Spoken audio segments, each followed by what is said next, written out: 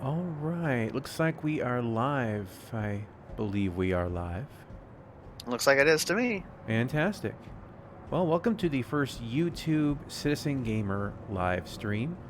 Uh, Basically, I'm just going to walk around here and enjoy the beauty and the vistas of Star Citizen while we talk about a couple topics. For starters, I'd like to say that the flight panel is currently still delayed. Many of the pilots that I want to have in the discussion are currently doing their whole piloting thing, so they are not available, and I really, really want to get them in on the discussion. Also, if there's audio issues, things like that along the way, please bear with me. This is all very much kind of new to me, getting this audio set up, getting everything to work, and I don't expect this to be perfect by far. So we played Star Citizen, like 5 hours yesterday, maybe more. Got a lot of footage coming of that and all the wackiness that ensued. This time around, we brought in a little bit of my brother, who was mostly watching because his computer is toast, and played with Hammy, and it should be a lot of fun. There was a lot of strange things happened. We won't deny that. Bugs. So I let's mean, features. so let's get into the two topics that we wanted to talk about today. On the forums, there's a couple hot button issues that seem to be prevalent, and primarily these issues are the quantum travel times and some of the issues people are starting to experience, like where large ships are basically, well, dominating battle in a way that I think some people didn't expect when it comes to the open universe. So let's go ahead and get into the quantum travel situation. By the way, if the sound on the game cuts off once in a while, it's because I have to switch screens to to scroll down on some of my notes I've made here, which mutes the game. So it is what it is. Can't all be awesome and have dual screen action. I know. I'm just not ready for that kind of awesomeness yet. I just have to deal with the ultra wide and then running everything off to the right. So it just is what it is. Now, a lot of people complain that basically there's nothing to do. I mean, there's, 10, 15, 20 minutes travel time, and there's nothing to do during this course of time. I mean, especially like in small ships where you can't even get out of your chair. And the heat mechanics is a separate issue, where you drop out, but we probably will address that later. Oh, I'm going to miss a train here. Anyway, so Nice. when I look at this situation, I look at it as there's a lot of things that aren't online yet, and you have to kind of be a bit more forward thinking. And, down the road, you're probably going to be able to do things like possibly play the in-game stock market, maybe set up trades or deliveries ahead of time, like buy from this place over here, then sell the stuff over here, then have to make those delivery runs later. In-ship repairs. Hopefully they get the pool table working. That would be awesome on my 600i. But as these mechanics come in, there should be more to do. For small ships, less, obviously.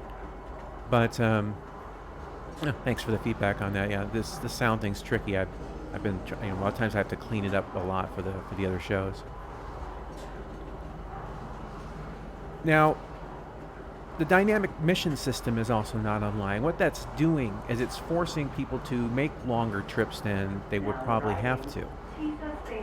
And if the dynamic mission system, not if, but when it comes online, people will be able to do more local work and won't have to spend as much time traveling. And I see the travel times as important to not only, spreading people out and having a certain cost of time,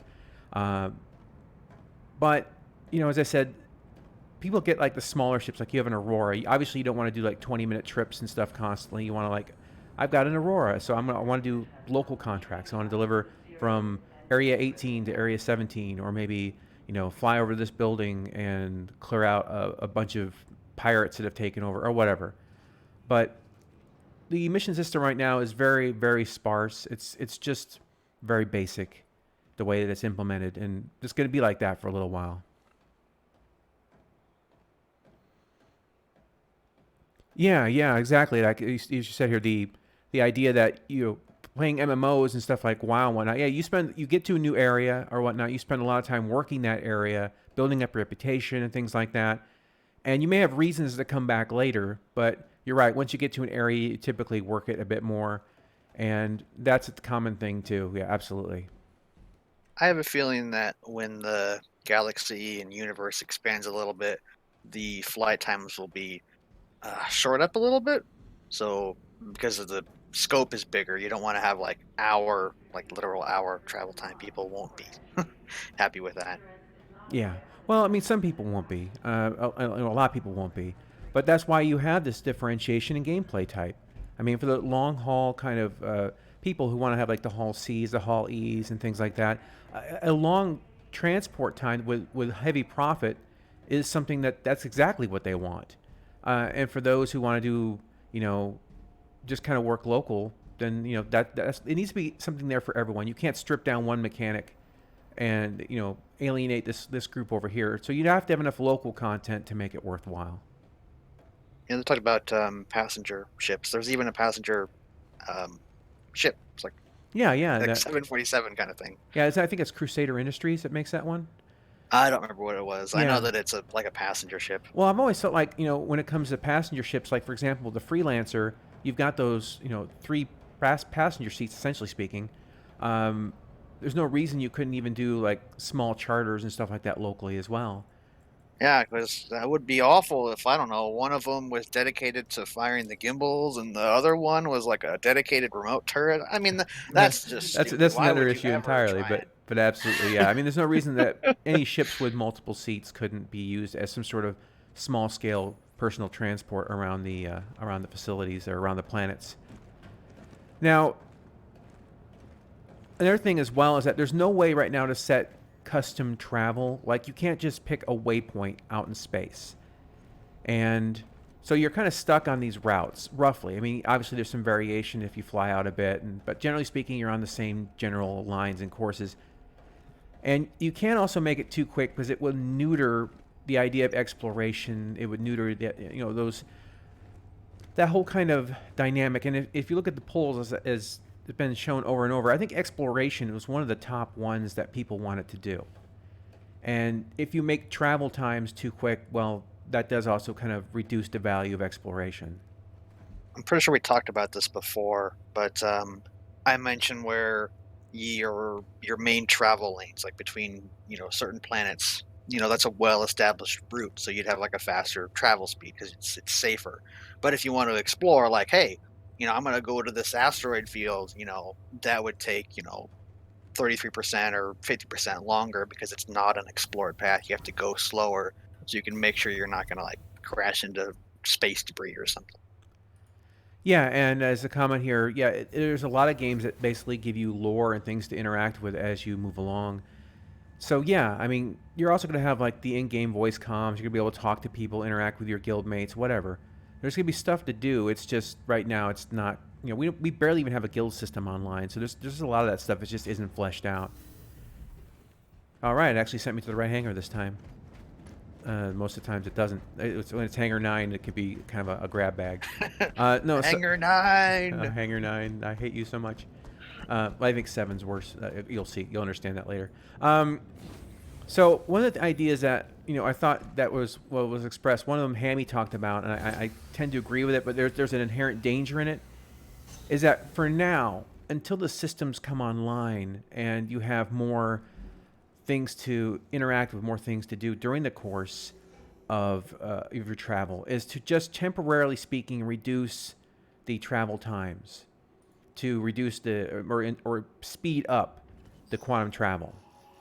The problem with that, though, the only real danger in that is that people will have an expectation that you have to. This is the way it's going to be, and you have to be very clear with your community that this is a temporary thing in order to uh, maybe make it easier to test the mechanics of the game. But once it goes live, you will uh, basically be reverting back to a longer form system.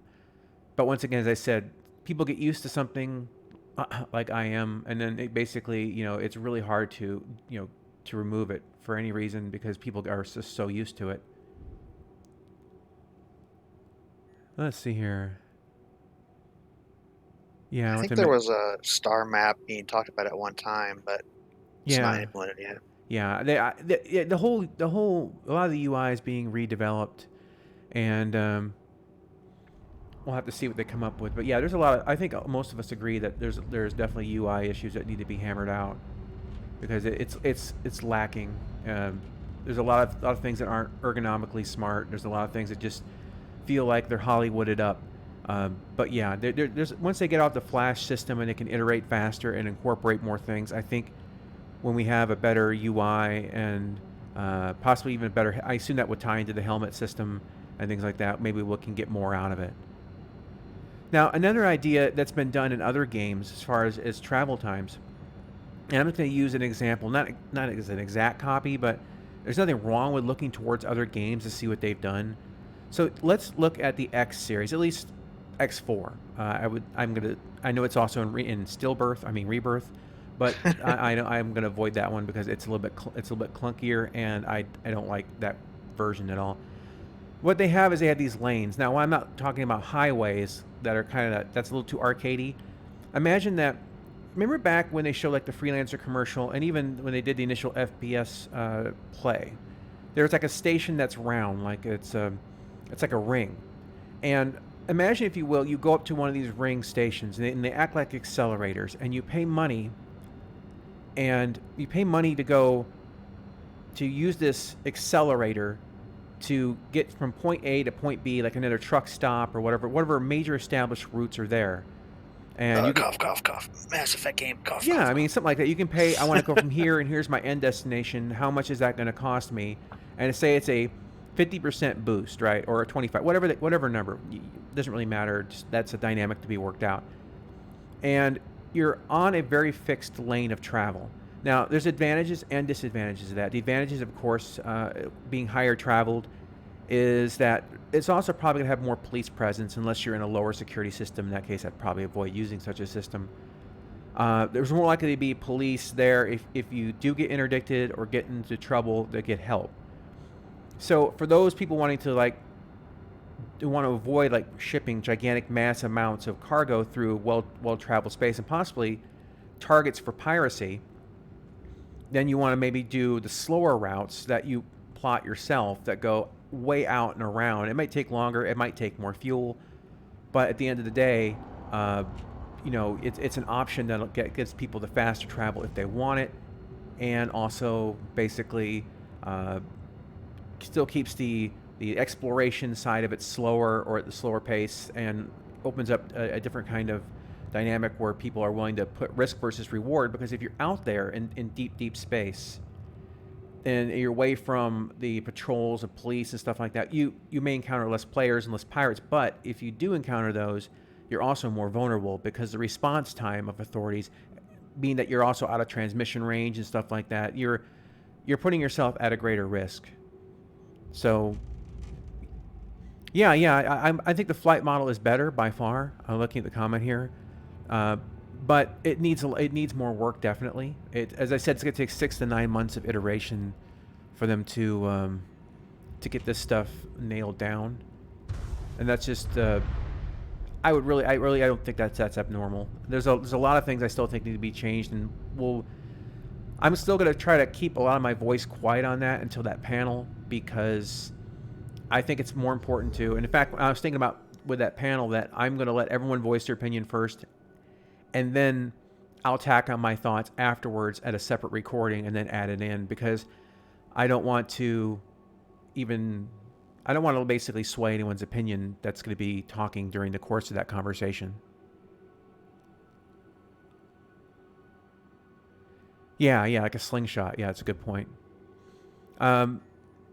So a good thing about having the travel lanes too, to a degree, is that you create choke points. Now, this goes back into kind of like the next topic that we're going to be getting to in a moment. Let me scroll down here so the game's going to get quiet for a moment. See, one of the things about fighters, what makes them, whether they're going to be most effective is at a choke points, is attacking, defending fixed locations. So if people are using travel routes, those dropout points between when you switch from like route A to route B and stuff like that, those become choke points. And that's where fighters and things like that are going to excel. They're going to be better at dealing with a more confined kind of situation. So and also with piracy and things like that. So, and points of defense, like, I'm going to take over this area of space. So what we're going to do as a guild is we're going to block off this lane. And so you create these choke points where people can battle for territory and taking over. And so it's one of those things that, it does create a kind of interesting dynamic in the regards of control of territory. Now, like, if you could go in and take control of these transport gates, or even purchase the use, buy them or rent them or take control from a company, and then, like, charge players for using them, or even make your own. Gosh, that'd be amazing. The whole universe crisscrossed with different lanes from different companies. But I don't know. But the whole point is that there might be a couple other ways to approach it. It's not the solution. It's just a possible solution. Looking at other games and, basically, it's a dynamic that had to be worked out. But I think there needs to be some kind of compromise, I think, to make both people happy. And I think that could satisfy a lot of people. Because it does have an inherent cost, you having to pay those bills to use those lanes. All right. Now, the reason that you can't also reduce the travel time too much is that, as Chris Roberts talked about, time is also an important dynamic factor, not only of balancing the economy, and if you're going to be, if it's too easy to get cargo from A to B too quick, then the economy will change on that dynamic. And also, as well, if you look at, like, combat situations, if a group is attacking a fixed point, they're attacking a base or whatnot, if quantum drive is too quick, then reinforcements can come back in too quick, or someone can respawn and get back in the battle in, say, 2 minutes as opposed to 15 or 20. So the battle ends up kind of just spinning out of control, and it never really ends. So it's just one of those things that it is an important thing to consider when you're looking at the dynamics of everything in the verse. So the other kind of topic, and it does kind of bleed in a little bit when I talked about fighters and choke points, is the people are talking about large versus small. And there are a lot of people who are upset, like ships like what I'm flying right now, the Freelancer Miss, right? They're upset that basically the Freelancer Miss is dominating pretty much a lot of the fighter combat, even Vanguards. Well, I'll be honest with you, the Vanguard was initially it wasn't poorly designed. What they put out was poorly created. But that's why I melted it. But what large ships are doing is they are basically, and I've said this before in other videos, what would probably happen in the persistent universe, it turns out that's exactly what happened. Large ships are doing the smart thing. They're hitting full speed. They're cruising away. They hit that speed cap. They decouple. They spin around, and then they just let the fighters have it. Because basically they've reduced the amount of effective maneuverability they have, and now they're coming at them with superior firepower. And Lightning, you've said this, you have heard me say it on streams before too. That's what large ships would do. They would just flat out, and then they would go ahead and make the turrets easier to use and everything, because that would be the most sensible thing for them to do. And so there's a lot of people upset that basically that this is happening, but fighters, like any ship, is going to be situational. Like right now, okay, I'm an atmosphere. Okay, this Freelancer is not going to be. I'm going to try to yaw here. It's just, it doesn't like it. See, it doesn't want to. It's not going to handle like a vehicle with wings. So in an atmospheric environment, the fighter would be able to maneuver well past what this Freelancer can do, and that creates a situation where the change in environment has affected the viability of how the combat's going to come out between the two. In space, where I can just flat out and decouple and fly backwards and point all my guns at you, then the advantage is mine. The fighters are better off at aerial denial than like a large ship. Yeah, exactly. So this is one of the things that every ship should play to its strengths and weaknesses, and you just can't say fighters are the Mary Sue of the universe and that's the end all be all. They're the best at everything. That doesn't make sense. And like a Vanguard right now would not be able to do very well against a Freelancer Miss. But bring it down here onto this planet, the Vanguard having lift and wings, the Vanguard will have the advantage. it will be able to get into a much better position and stay there and stay in control of the fight. Where the Freelancer is going to be in serious trouble because he's going to have to defend themselves with that little tiny turret, and that isn't going to do much to, to a Vanguard. Yeah, heat management. See, the reason that heat management is so important, okay, is that when you're dealing with ships that there's no stall mechanics in Star Citizen, not really, because the ships can fly into space. How do you justify, like when you're DCS, you can lose speed, and you stall out. So there's no way you can build a stall mechanic in a game really, really effectively in a game where ships can basically go straight into space. So what heat does is it acts as a pseudo stall. So if you push your engines too much too constantly, your engine starts getting damaged or they shut down, and then you're tumbling. So in some regards, it's a smart way to approach it. It needs tweaks. For example, like we were talking about the quantum drive issue, like why you keep overheating and stopping. See, it should just go ahead and your default speed, you run and you're not going to overheat, but you have your fuel is limited. If you want to go faster, then you can raise the thing up. And what happens is now you're building up heat.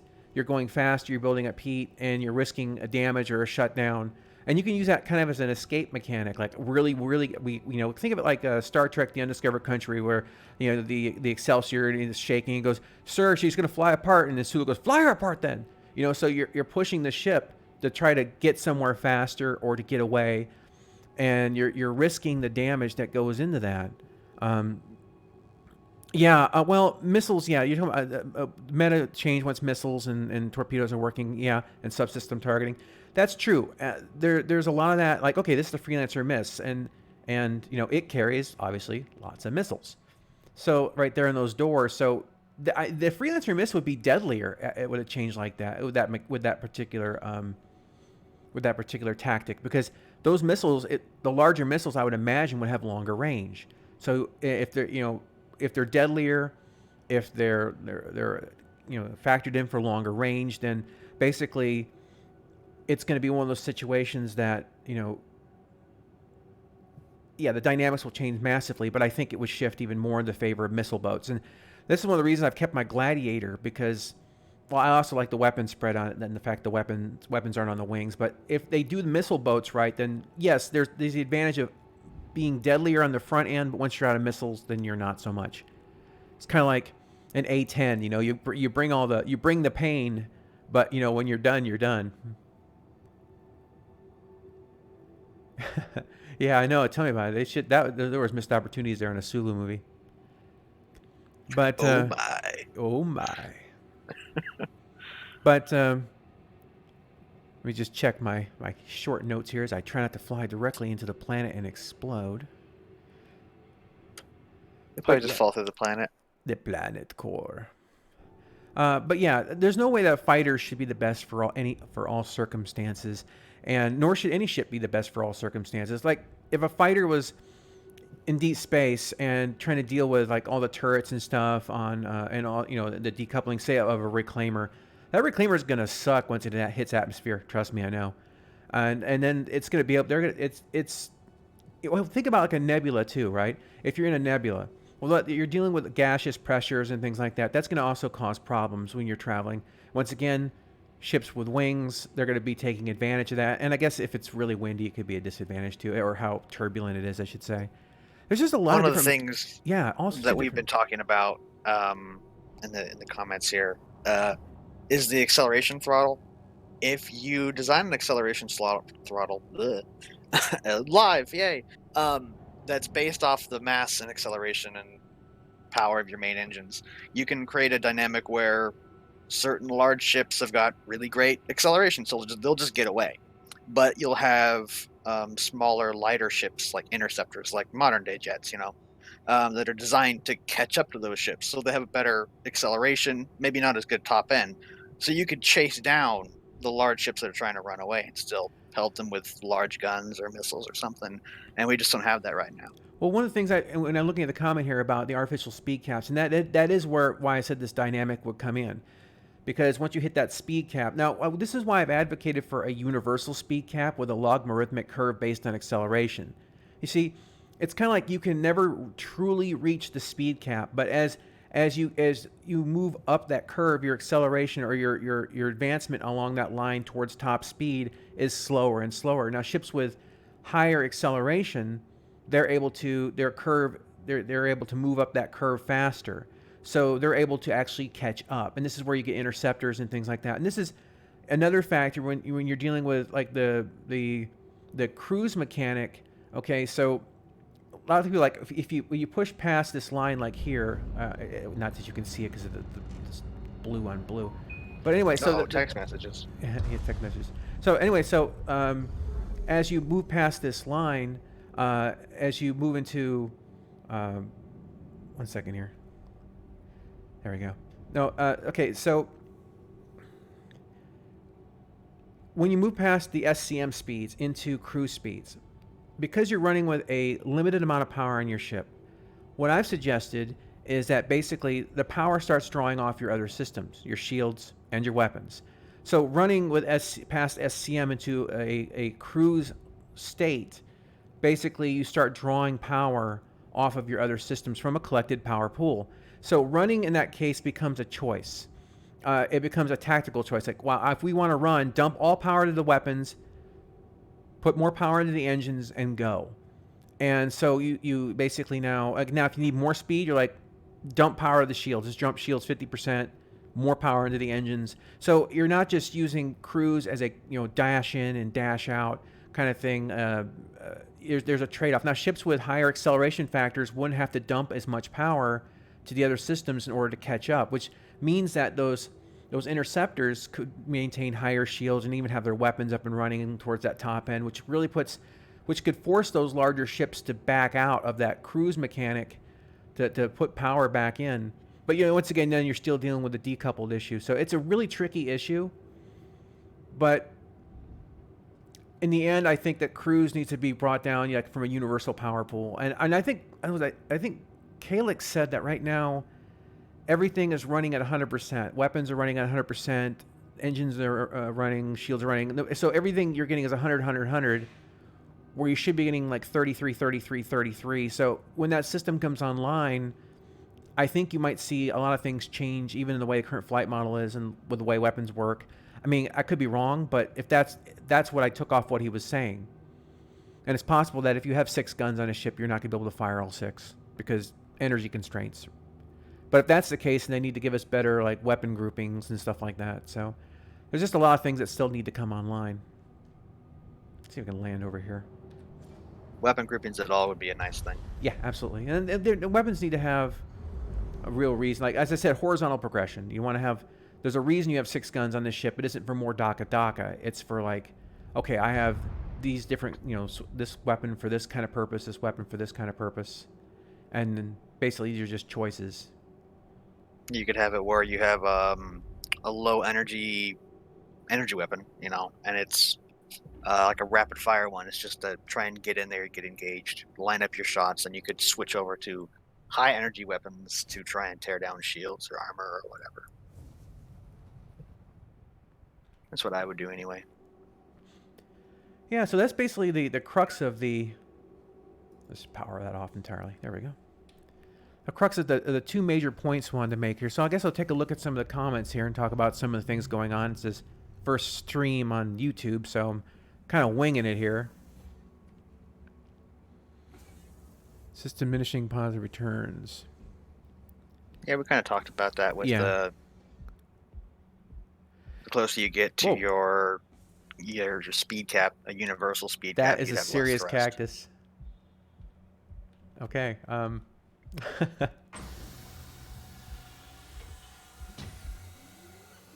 think I'm going to get a repair guy out there for that one. All right. So, no, anyway. Yeah, Space Engineers does it really well. Oh, goody. I think I may have screwed myself. No. All right. Anyway, whatever. I'll move the ship. Maybe. I don't know if cactus... It's fine. All right. So let's take a look here. Yeah, that's the thing too. If energy constrained weapons, talk about ballistics. I agree. See, that should be the advantage of ballistics, is that it does take less energy.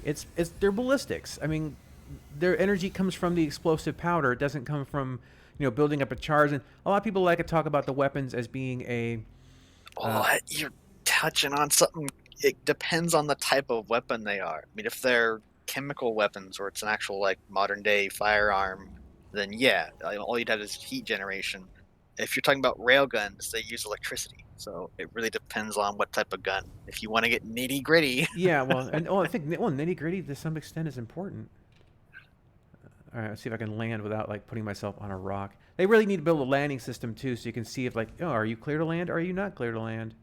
Because I hate needing to use the third person camera to like land at places. I remember back in the day where you had, I think it was a long time ago. You had it would give you an alignment, on the radar, but now it doesn't do that anymore. There we go. A little bit less bad.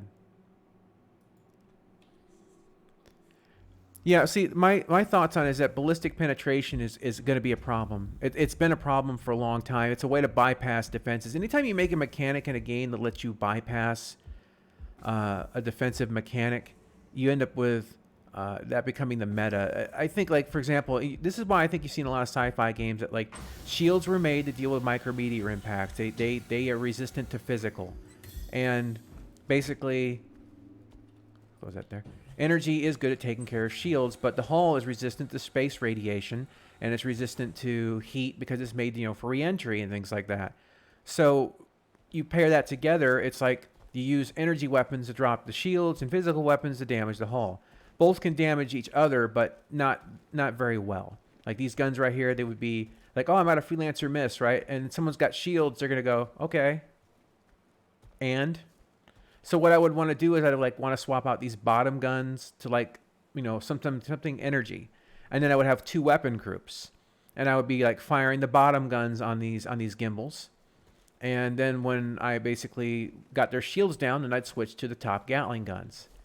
They're all kind of lined up in the same way, so I don't need to really change the way I fly when I change, when I switch to a different weapon group. But, right there's enough weapon slots in here to have two sets of two, and to make it work within the game mechanics.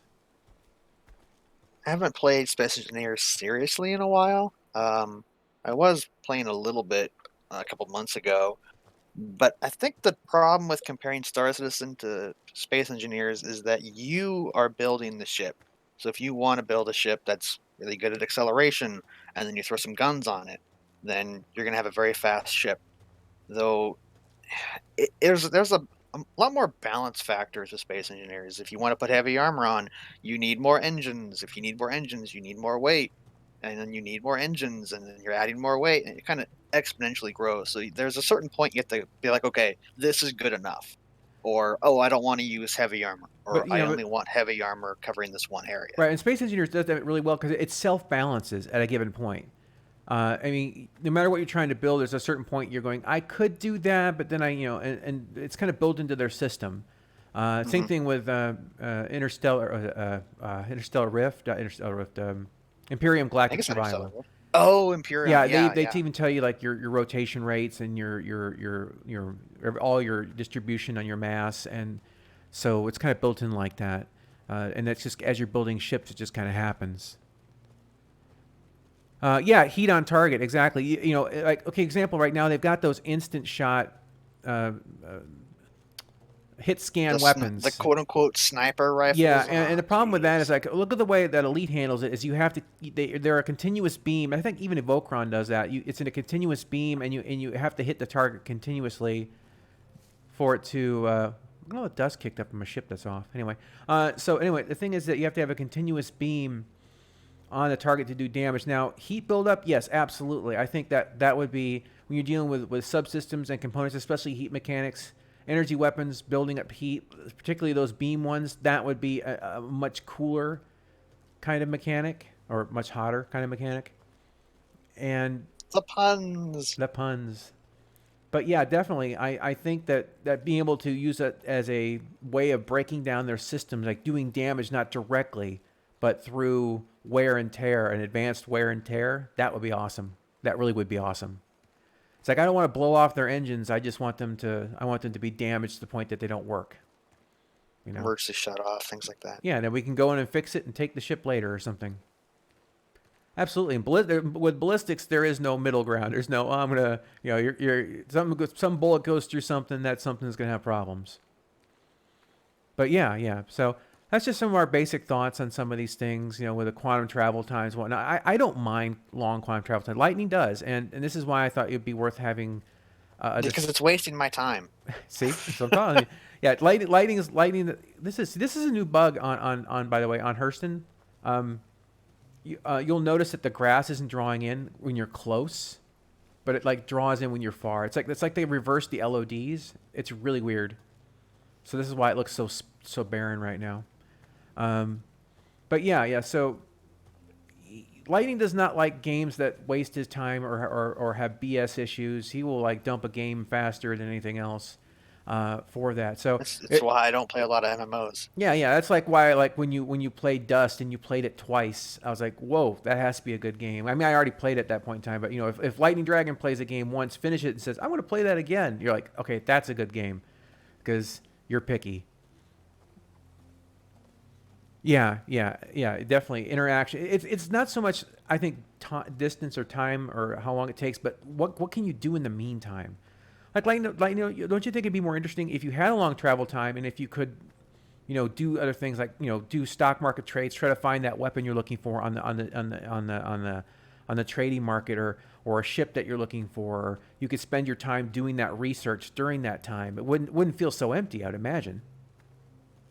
I'm gonna derail that for a second because there's a new comment here. Yes, the Freelancer, the upper exit behind the cockpit is where the turret should be, and it should be a high enough position that it can shoot behind it, or lower that fin, remove that stupid fin, or whatever. But yeah, with Quantum, it really is just kind of like a hidden loading screen. And now it's a loading screen that can be interrupted with the interdiction, and you can be interdicted like 1 second after more text messages. Like 1 second after you engage in Quantum, you're like, oh well, now Oh I'm yeah, that being happened a lot interdicted even though I haven't yesterday. gone anywhere. Oh yeah, it was really bad. Yeah. Another problem with Quantum as it is right now is you if you stand up and walk around the ship, you risk falling out of the ship, and that needs to be fixed Oh yeah. before we're even given the Or point of being allowed to do other things on the ship. yeah, or people like actually right now laying down in beds or using the toilet and end up ghost riding the whip through quantum. They're like outside the ship, like 100 meters, watching their ship from the side. That's pretty cool. I mean, it's not cool as a final product, but it's pretty funny. Yeah, Elite Dangerous does the fast travel better. It's a bit more interactive. You still have access to all your interfaces and things. Uh, Now, our problem with Elite is really just that there's not a lot to do. yeah. And the second Star Citizen gets their act together, and oh well, now you can buy ships. Well, you can, but Well, they realistically need you can't because you persistence can't and make deep, enough and money. they need persistence, and they need the deeper mission system, and you Right. add that in. So like, oh, the money you've made, the things you've got, like, or if the game disconnects, like I disconnect right here. Well, I log back in. I'm standing here, and my freelancer's over there. I don't wake up in a bed, on it. Yeah, and more things to do, like Yeah, deeper mining mechanics. I want my Orion. Salvaging isn't even a thing yet. But not only after you get that ore, you should be able to like take it to a processing center and be like, okay, I'm going to take this raw ore. yeah, I'm going to go to a that's on the processing roadmap. center. Yeah, and then you can either wait around for it to be processed and then haul the processed good, or you can just be like, I'm just going to sell it. Or maybe it'd be like, okay, you brought us this much stuff. It'll take this much time, and you say okay, and then you say, let me know when it's done, and then you go and do another mission or something while it's waiting, and then you come back later, and then maybe there's a small charge if you are late for your pickup, but it just needs to be stuff to occupy your time. Now with Elite, one thing Elite does really well is their controls are spot on. I've never felt disconnected from what I'm doing with Elite.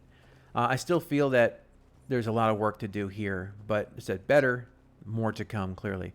But Elite has a situation where, okay, like there's at one point of travel, it's 80 something minutes from station to that station from the sun, and yeah, you can pilot and stuff during your travel, your super cruise, but is it really that much more of gameplay? I mean, you still get interdicted. You're just kind of pointing in a direction. It's really not that much different, other than the fact that you can turn.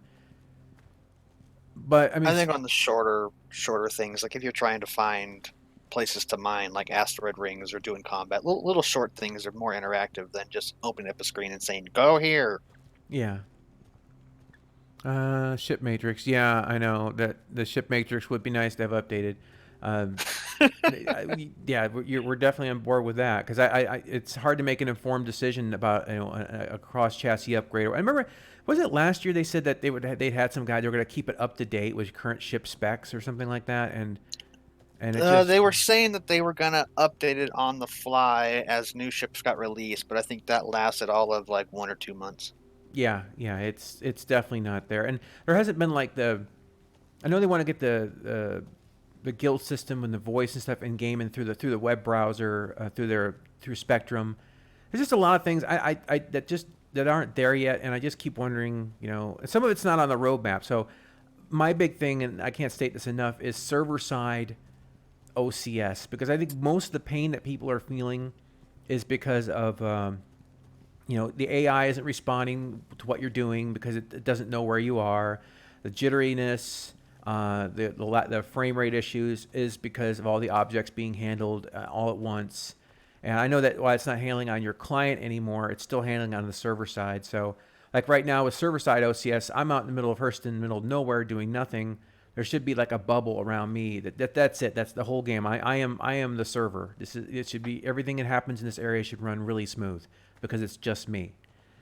And once they get that online, I think you're going to see the AI behave better. I think it's really hard to test dynamics and mechanics right now, especially in the persistent universe, when a lot of them are bugged and bogged down in basically network issues. And yeah, the server side OCS is going to allow the server meshing, and that's all part of it. And we're just kind of like, I said for a while that would be the other bottleneck, and it's not on the roadmap though. I don't see it, and I'm just kind of curious of where that's coming in because they want to add another planet, but I don't know how they're going to pull that off without getting that meshing in that OCS. Because let's be frank about it, Area 18 is great, and they've done a good job, and I would run better with OCS, but it barely could. It seems like we're at the breaking point again, like before where they said, oh, we couldn't add another planet to the game after the initial. Like they couldn't add Hurston until they got client side OCS. That was a big deal. I think that they're at the point where they can't add another planet at all until they get the server side. And maybe I'm wrong, but it's already getting kind of sketchy in some regards. And they need that. I mean, let's all face it. You would like to be able to not have to like find the server with your friend on it, right? You just want to log in, join their team. The game says, okay, you're on their team, and it puts you together, and then it goes from there. It can be very frustrating to have to deal with that situation too. You want to join your friends, but the server's full, and you just keep clicking join, or they have to leave their server, invite you, and then they all join together. It's not a healthy way to play. So yeah, that meshing and that server side OCS, that is, along with persistence, like me logging out right here, and I log in right here, that needs to happen. You'll appear in a bed. Well, what Chris said is they want to do is like they said, if I was to take this rifle on my back and I threw it here on the ground for a long time until a necessary cleanup happened, and it may be a very long time, this gun would be sitting right there. Someone could walk out here a month later, find my gun, and pick it up. So that's what they want to do, and if they can get that in there, I'm dynamic mission system, server side OCS, server meshing, and persistence. Man, that's good enough, I think, to keep a lot of people playing. Because Chris said that how a lot of people they stop playing because they try to test something, and everything gets reset all the time on the builds. It's very frustrating. Only at the darkness. Can I cast magic missiles? No, it definitely only at the darkness. Yeah, I know. A player ship bed logging, man, that's still an issue. I can log out. I guarantee you, I know what, at the end of the stream, I'll log out here and I can post a comment, let you know how it went if I tried to log in later. So anyway, this is kind of just a test stream. We may do this from time to time, as I think it's a nice way to kind of, maybe on a Monday. I think that's probably best for Lightning and myself because I don't work tonight and Mondays are freer for him. So If we do these, it'll probably be on a Monday. And I still kind of solo stream on D Live in the morning when I get off work. It's about 7:30 Eastern time when I get home. So you're welcome to. No, I said that's more of my solo thing. That's more of my solo thing. This is always going to be very focused on what Lightning and I are talking about. But D Live is like me just doing whatever, and you're welcome to ask questions, and I'll do my best to get you answers on that. So that's kind of the plan on that. To kind of separate them out, kind of like having two YouTube channels, but not on YouTube. Yeah, Arc, yeah. yeah. It'd be a little bit weird. If they made it so there was like a door for the beds, like because there's like little cabins, kind of like on a real ship. Um, then it would be like, oh well, this one's occupied, and you don't have to render a body or anything like that. Then when you wake up, it'd be like you'd open up the door and you'd slide out of bed. That'd be kind of neat. Tense. There you go. Yeah, that's how you save in Final Fantasy. So yeah, that would work for me. All And right. also Well. in the game we were just talking about, Hyperion, there's tents in that, Oh but yeah. only in single player. All right. Well, on that note, I just want to thank everyone for coming out, and always feel free to leave comments or questions. This video will probably go up in a bit. I don't know how long it takes. I have no idea. This is all new to me, so I guess we'll find out. All right, everyone. Well, we will catch you in the next one. As I said, no blast cast this week because all the pilots and stuff that I need for the video are doing their piloting thing in different areas of the world, and not having them there is, it kind of strips it out. So we're gonna wait. Just get out there, test, get your thoughts together, and we'll discuss it in depth when I have the proper people available. Bye bye, everybody. Bye, everyone.